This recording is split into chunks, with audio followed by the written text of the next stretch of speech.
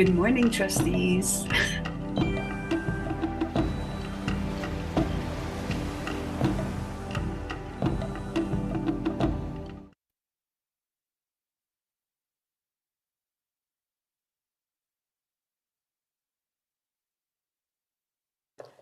Aloha, Mike Kako. Welcome to the meeting for the Committee on Investments and Land Management for Wednesday, December 3rd, 2025. I'm your chairperson, Keone Souza. We have Vice Chair, Mr. John Wahe IV.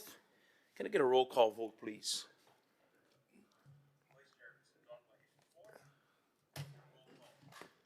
Trustee Ahuna, Eo.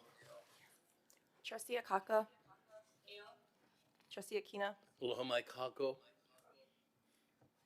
Trustee Lapa, Trustee Galataria, Eo. Chair Kahele, Trustee Lindsay, Present. Vice Chair Wahe'e, Present. Chair Souza. Ew. You have 9. All right, members, we have quorum. Mahalo. Now, joining the trustees today is Interim Administrator Summer Silva. Oh, actually, we're going to call upon Keishawn to introduce the administrative staff joining us here today. Aloha, Keishawn. Aloha Kakaʻako Mahalo nui, Chair, Vice Chair, and Trustees. Today, our administration team consists of our Interim Administrator and Chief Executive Officer, Summer Silva, our Investment Director and Interim CFO, Ryan Lee, our General Counsel, Everett Ota, our Director of Communications, Bill Brennan, our IT Systems Engineer and Administrator, Arlene Aguinaldo, and that is it for today. Mahalo nui. Mahalo, Keishawn. All right, this meeting can be viewed via live stream on OHA's website at www.oha.org/livestream and on Olelo. If you'd like to testify on any agenda item during the Zoom meeting, please raise your hand when that item is announced. When called upon, you'll be moved from attendee to panelist and given the ability to turn your camera and unmute yourself during your testimony. Once you're finished, we ask that you mute your microphone and you return to attendee. Public testimony should be limited to matters listed on the meeting agenda and will occur prior to any listed item's conclusion or vote. If you begin to address other issues not on today's meeting agenda, the ILM chair will call you out of order and direct you to limit your testimony to items listed on the agenda. Testifiers' mics will be unmuted when it is your turn to testify. If you're not audible, you'll be muted and the next testifier will be called. Oral testimony online will be limited to 5 minutes. Your mic will be automatically muted once you have completed your oral testimony, or if your allotted time for testimony expires, please log off after testifying, otherwise staff may be forced to remove you. All right, we're gonna move on to our first item of business, and this is the approval of minutes from the Committee on Investment and Land Management dated October 29, 2025, as well as November 12th, 2025. Do we have anyone signed up to testify? No one signed up to testify. All right, seeing no testifiers, can I get a motion to approve the minutes? Mr. Chairman. All right, motion made by Trustee Waihe'e. Any discussion? All right, can I get a roll call vote, please? Trustee Ahuna, Aye. Trustee Akaka, Trustee Akina, Abstain. Trustee Lapa, Trustee Galataria, Aye. Chair Kahele, Aye. Trustee Lindsay, Aye. Vice Chair Wahe'e, Yes. Chair Souza, Aye. Trustee Akina, Replied earlier. Yep. All right, motion passes. Thank you, members.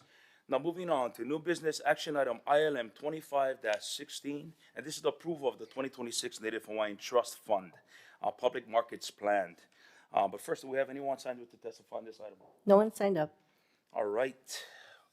At this time, Chair recognizes Ryan Lee, our investment director. Aloha, Ryan.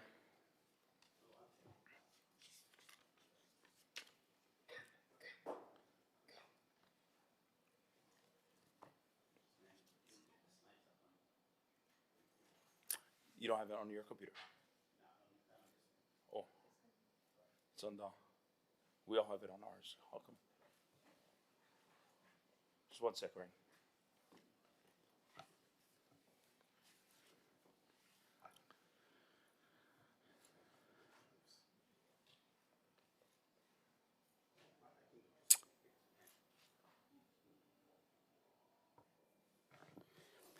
Okay, aloha chair, fellow trustees. Does that work for you, Ryan? You sure? Yeah. Okay. So today I'll walk through the 2026 public markets plan for the Native Hawaiian Trust Fund. Now, this plan does not change the Native Hawaiian Trust Fund investment policy. It simply describes how we're going to implement the public markets, which covers global equities, global real assets, absolute return, and fixed income during 2026, all within the current existing IPS targets, ranges, and limits.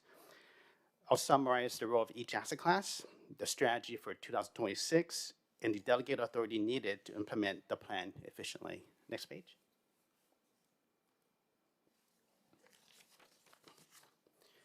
Now, this slide shows the Native Hawaiian Trust Fund asset allocation and how public markets fits overall.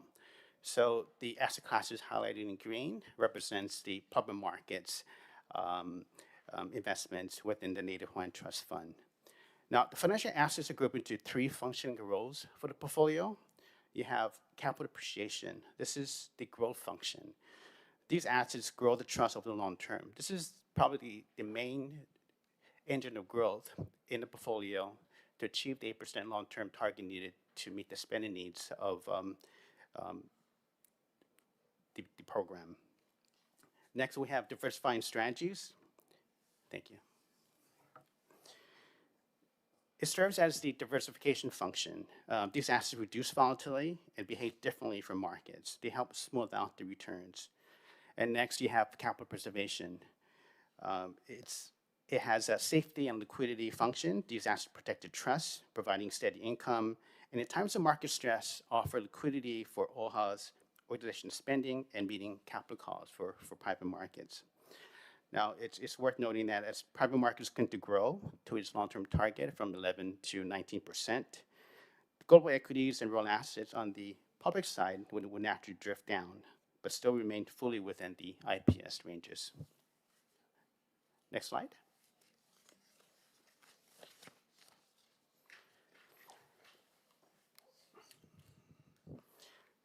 So this slide covers global equities. Again, along with private equities, are the primary drivers of the trust long-term growth and returns. So these are companies that we all know, like Apple, that are publicly traded, Microsoft, JP Morgan, and so forth. So these are public markets in which you can easily access.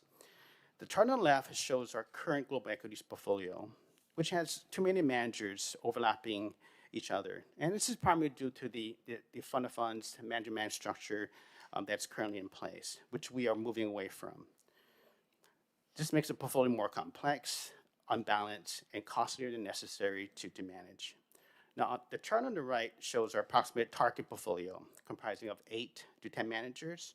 So in the core, we propose using a mix of low-cost index funds, which we already have, and a few broad active strategies to provide diversified global stock exposure. Then we add a few specialists, we'll call satellite managers, to complement the core allocation. So these are strategies that focus on emerging markets, small companies, or even the technology sector. So this structure is cleaner, easier to manage, lower cost, and should be more effective for the trust's performance over the long run. Next page. So global real assets help protect the trust against inflation and provide diversification in traditional stocks and bonds can't, especially during times of unexpected inflation. For example, we experienced that in 2022, where we had high inflation, the rest of the portfolio did poorly, and this part of the portfolio did quite well. Today, most of our real asset exposure is through a single diversified passive strategy. We also group private market strategies focused on real assets in this area to better monitor total exposure.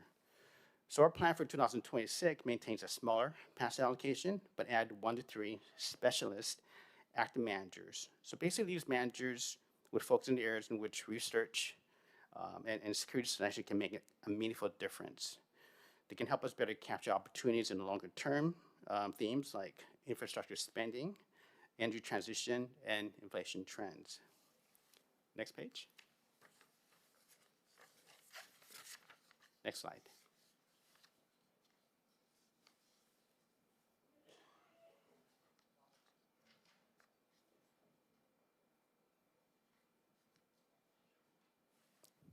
Okay. For absolute return, again, as mentioned, it's the stabilizer or diversifier in a portfolio. So it's designed to help smooth out returns, especially during tough markets. It's not really an asset class, but better describes a strategy group or a functioning role. Now, these investment strategies don't try to match normal market returns. Instead, they really depend on manager's skill. So picking the right managers and monitoring closely is very important. Again, on the slide, the chart on the left shows our current structure. A large portion is in the fund of funds, as you can see. As we plan to move away from fund of funds and invest more directly with individual managers, the chart on the right shows our approximate target structure. This makes the portfolio more transparent, reduces fees, enables us to better assess each manager's contribution to the overall portfolio. Each absolute return manager would generally represent a small slice of the trust, roughly about 1 to 3% of financial assets, and we would expect about 4 to 8 managers in this area.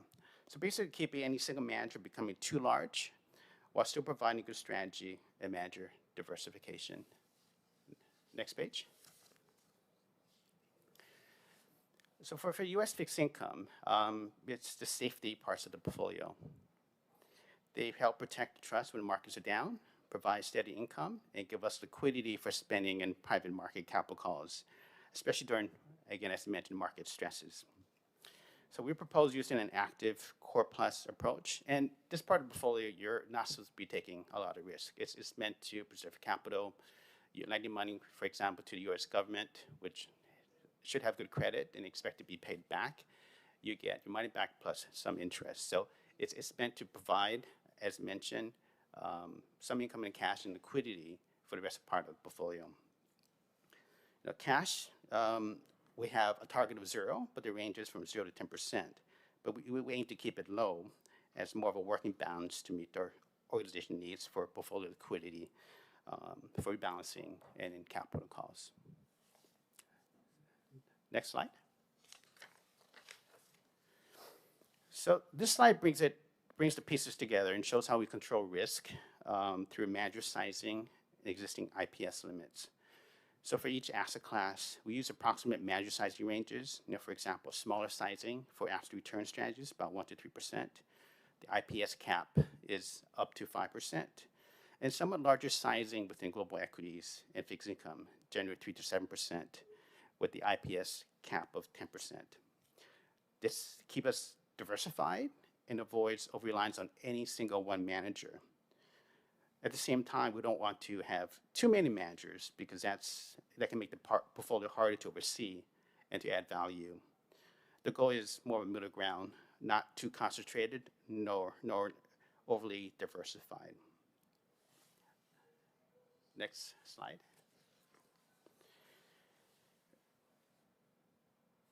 So this slide highlights the governance and delegate authority, explains how investment decisions are made and how trustees stay informed. The detailed process is outlined in the appendix within the action item for your reference, but at high level, the BOT sets the IPS and approves the public markets plan. The ILM committee reviews performance, risk, and implementation. Staff provides update at least quarterly on activities and returns to the board each year for the public markets plan approval, just as we do for the private markets. And before any manager is hired, terminated, or guidelines are changed, staff prepares a written memo to all trustees for review and question feedback for staff to address before any investments, before seeking approval. Now, again, as I mentioned, we're asking the delegation, which actually goes to the ILM chair and board chair, may approve actions only if they're within the IPS and this plan and consistent with the memos that trustees receive. In conclusion, the framework is designed to keep decisions efficient, transparent, and well-governed.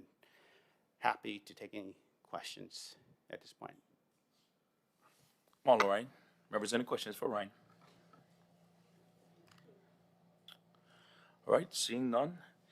The chair moves to approve action item ILM 2516, approval of the 2026 Native Hawaiian Trust Fund Public Markets Plan. Any discussion? All right, seeing none, can I get a roll call vote, please? Trustee Ahuna, Aye. Trustee Akaka. Trustee Akina. Aye. Trustee Alapa. Trustee Galutaria. Aye. Chair Kahele. Aye. Trustee Lindsay. I, Vice Chair Wahe. Yes. Chair Souza. Aye. You have 9. Model members, motion passes. Thank you very much, Ryan, for your hard work. Appreciate you. All righty. Now, the next item on the agenda is item 4, executive session. Do we have anyone signed up to testify on this item? Yes, we have someone signed up. All right, I believe we have Kili Makikau. Hello, Kili.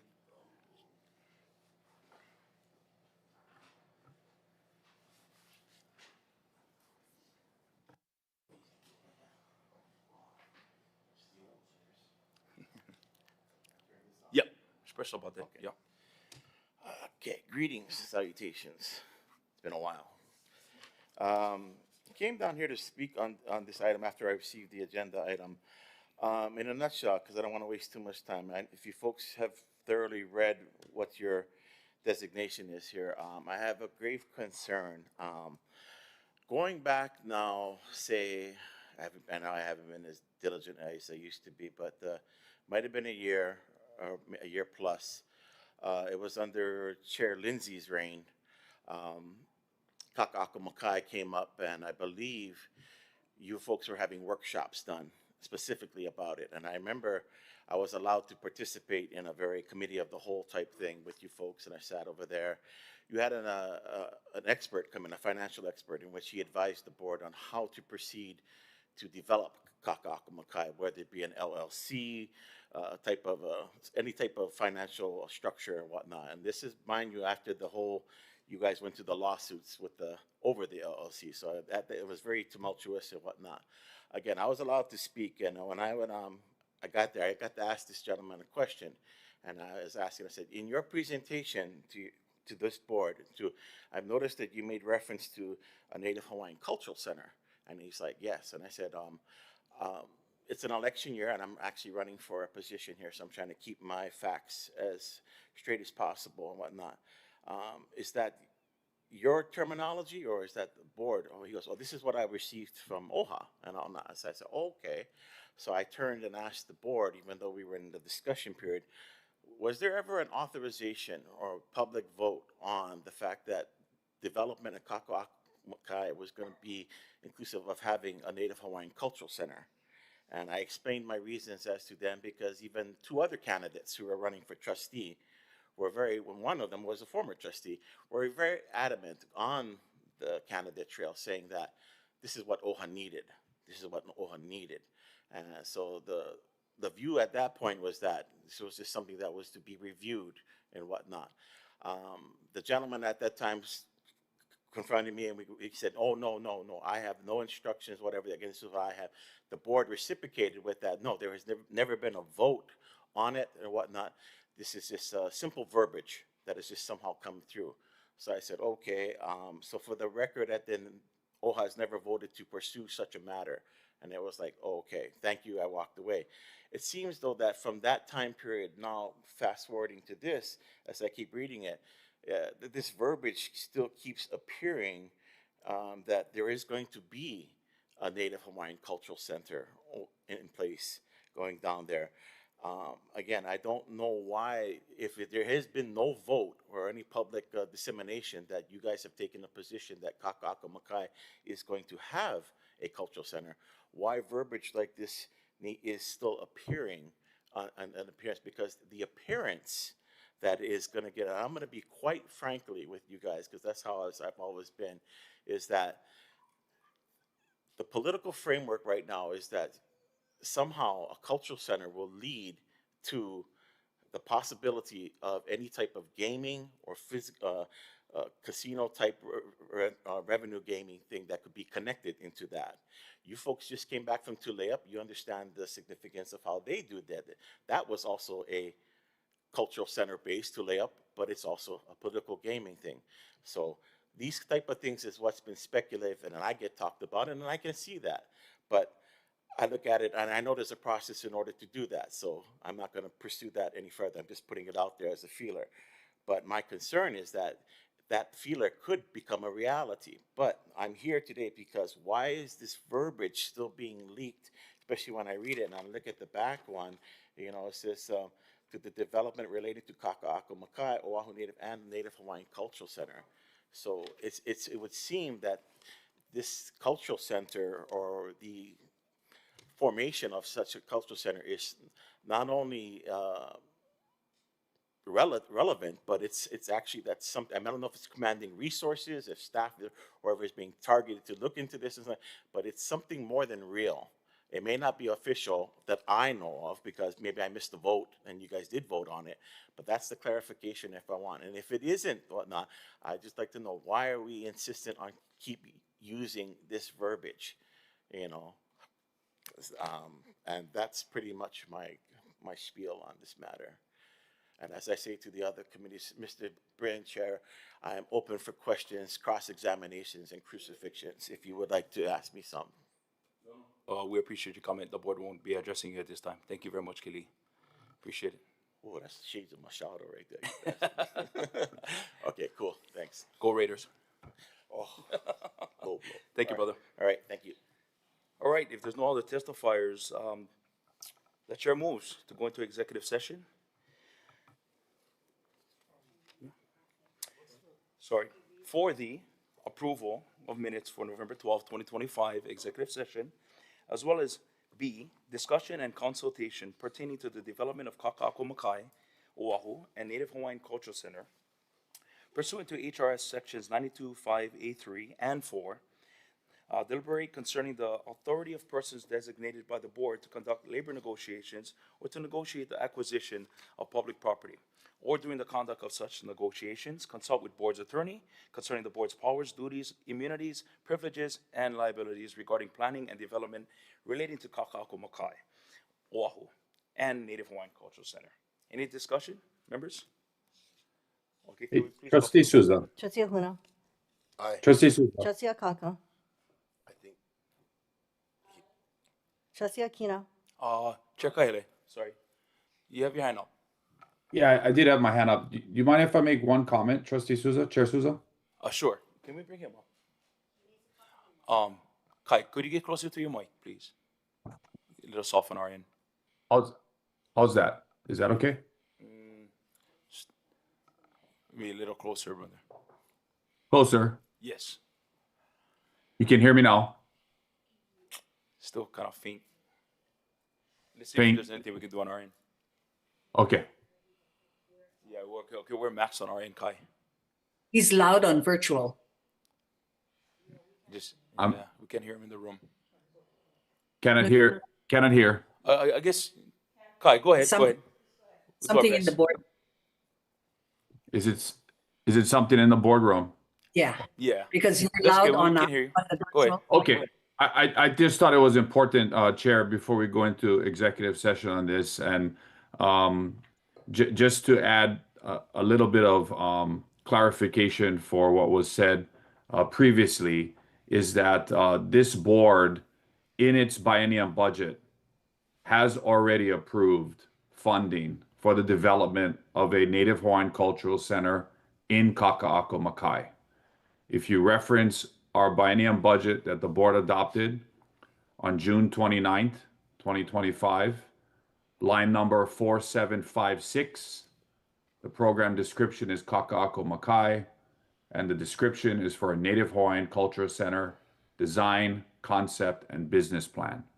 So this board has taken a position. We have approved this in our budget, and we are doing the work, Chair, that you are working on to bring this before the ILM committee. And so I just wanted to add that.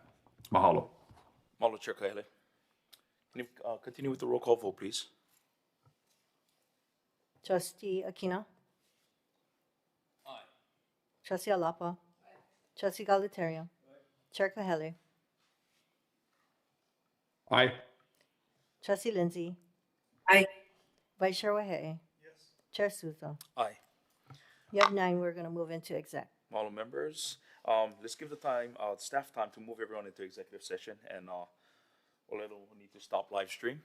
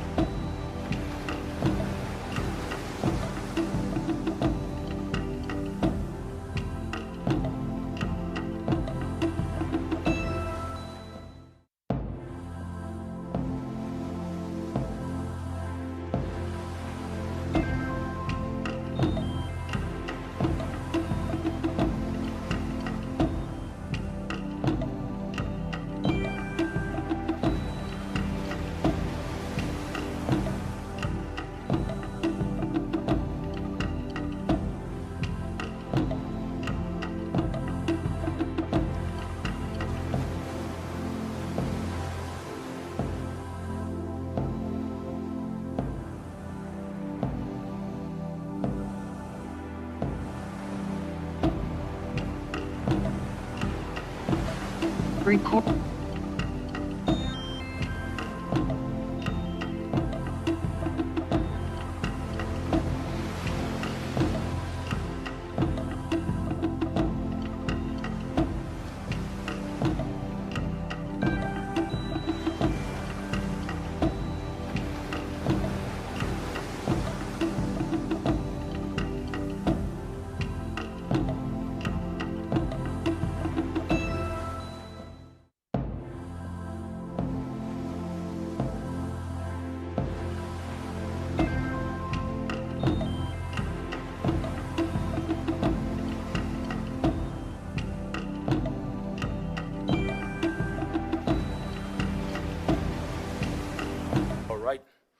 All right, members, we're back in open session. I'd like to announce that the board convened an executive session and approved the minutes from November 12, 2025. No decisions were made regarding the discussion and consultation pertaining to the development of Kakaʻako Makai, Oʻahu, and the Native Hawaiian Cultural Center. Pursuant to HRS Sections 92.5A3 and A4, deliberate concerning the authority of persons designated by the board to conduct labor negotiations or to negotiate the acquisition of public property, or during the conduct of such negotiations, consult with board's attorneys concerning the board's powers, duties, immunities, privileges, and liabilities regarding planning and development relating to Kakaʻako Makai, Oʻahu, and the Native Hawaiian Cultural Center. We'll now move on to our final item on the agenda, and this is adjournment. The chair moves to adjourn this meeting. No testifiers? No Any testifying. discussion? Can I get a roll call vote, please? Trustee Ahuna. Aye. Trustee Akaka. Trustee Akina. Aye. Trustee Alapa. Trustee Galuteria. Aye. Chair Kohele. Aye. Trustee Lindsay. Aye. Vice Chair Wahe'e. Yes. Chair Souza. Aye. You have 9. Meeting is adjourned. Mahalo, members.